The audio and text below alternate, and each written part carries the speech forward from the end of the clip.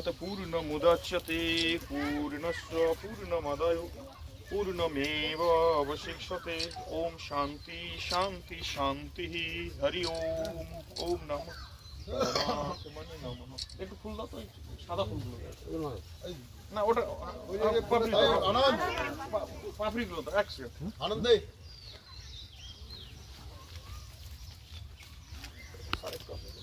ওই যে মালাটা আগে আগে ফুল দে, আমরা মালা আগে ফুল ঠেলতে ঠেলতে ঠেলতে ঠেলে দিচ্ছি। বেশি আগাছ না বাড়ি। বাবা আপনি এই ফুল ফুল দেন।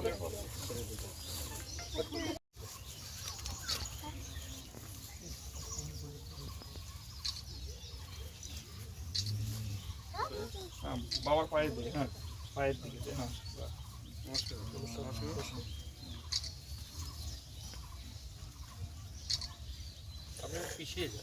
মহারাজ আপনি একবার ফুলটা দিয়ে একটু একটু স্টিল হন, কারণ আমরা ওইটা নিতে পারিনি। আপনি একটু ওইদিকে যদি চলে যান।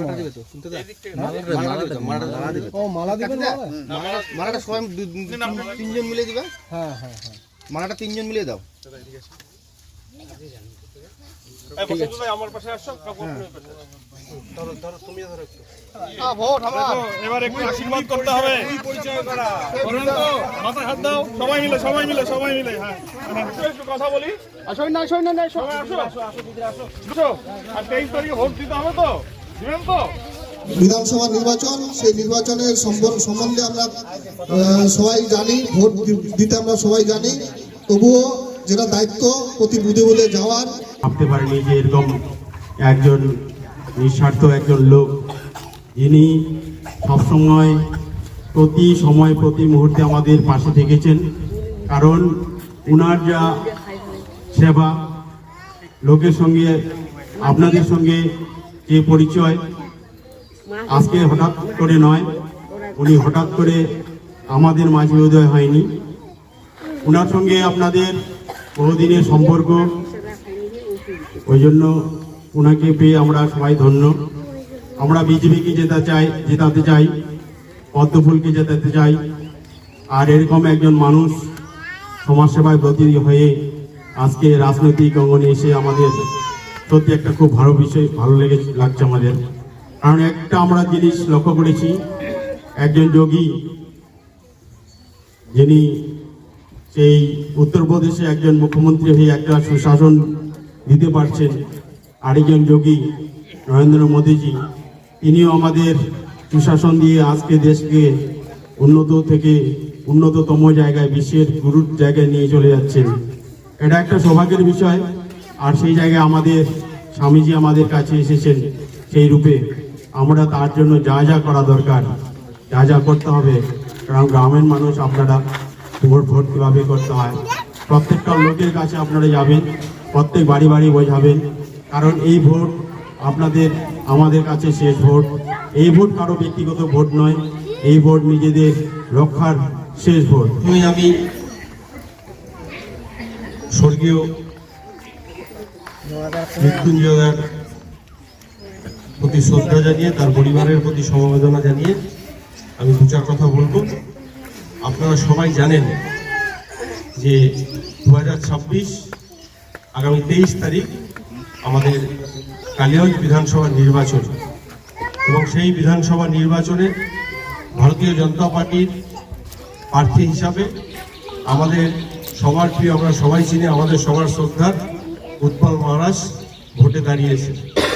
এবং তার সাথে সাথে আপনারা এটাও জানেন যে পশ্চিমবঙ্গে চারিদিকে যে পরিস্থিতি তৈরি হচ্ছে, এবং বিশেষ করে আপনারা যে জায়গাটায় থাকেন, রাধিকাপুর একদম বর্ডার, আপনারা কিছুদিন আগেই দেখেছেন যে আমাদের পার্শ্ববর্তী দেশ বাংলাদেশ, যেটা আমাদের নারীর টান, আমরা কম বেশি সেখান থেকে এসে আমরা না আসি, আমাদের পূর্বপুরুষ এসেছে, সেখানে কিভাবে মানুষের উপর অত্যাচার হচ্ছে, কিভাবে আমাদের মানুষকে মেরে ফেলা হচ্ছে, মেরে ফেলে পুড়িয়ে দেওয়া হচ্ছে।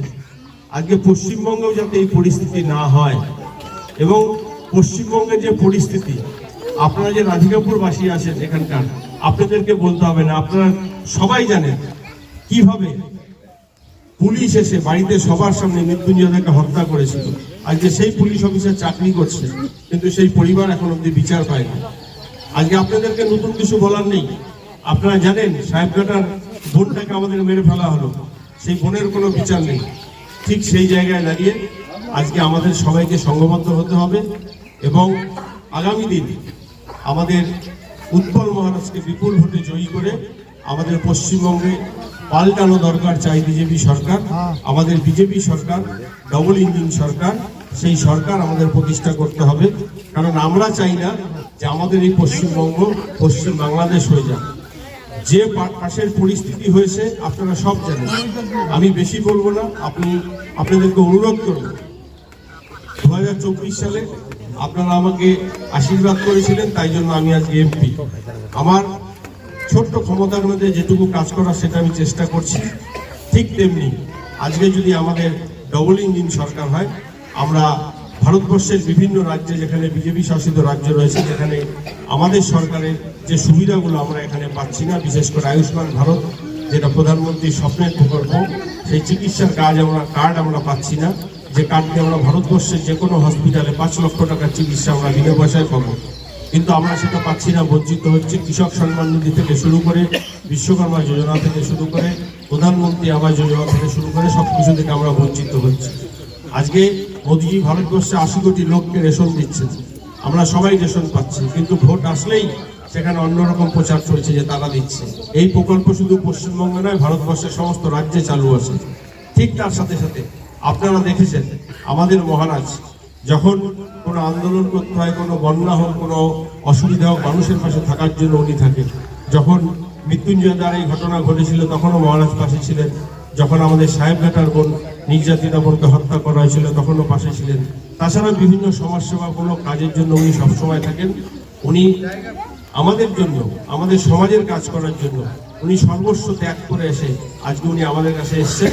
আমি সবাইকে অনুরোধ করব, আসুন আমরা সবাই মিলে মহারাজের পাশে থেকে বিপুল ভোটে জয়যুক্ত করি এবং আমাদের যে এই রাধিকাপুর এরিয়ার যে সমস্ত সমস্যা রয়েছে সেই সমস্যাগুলো আমরা যেমন একদিকে তুলে ধরবো, ঠিক তেমনি আমরা আমাদের এখানে যাতে শান্তি থাকে, আমার প্রতিটা মা বোন যেন নিরাপদ থাকে, আমার যুব সমাজ যেন নেশামুক্ত থাকে এবং আমরা সবাই যেন একসাথে ভালো মতো সুস্থভাবে থাকতে পারি।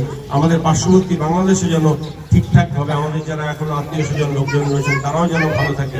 আমাদের উপরে যে অত্যাচারটা হচ্ছে, যে পুলিশি হয়রানি হচ্ছে, ভোট আসলে নতুন করে পুলিশি হয়রানি হয়, আবার নতুন করে কেস চলে আসে, আমাদের কার্যকর্তাদের যেভাবে হয়রানি করা হয় সেই হয়রানি থেকে যেন আমরা মুক্তি পাই, সেই জন্য আমরা সবাই মিলে মহারাজকে পদ্মফুল চিহ্নে বিপুল ভোটে ভোট দিয়ে জয়যুক্ত করবো।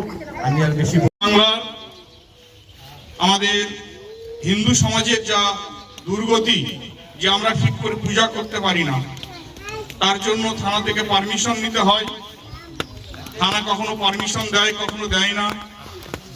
আমরা দুর্গা পূজা করতে গেলেও পারমিশন নিতে হয়, রামনবমী করতে গেলেও পারমিশন নিতে হয়। বহু রকম সমস্যার মধ্য দিয়ে আমাদের এই ধর্ম, আমাদের সমাজ, আমাদের সংস্কৃতি, আমাদের কৃষ্টি আজ বিপন্ন।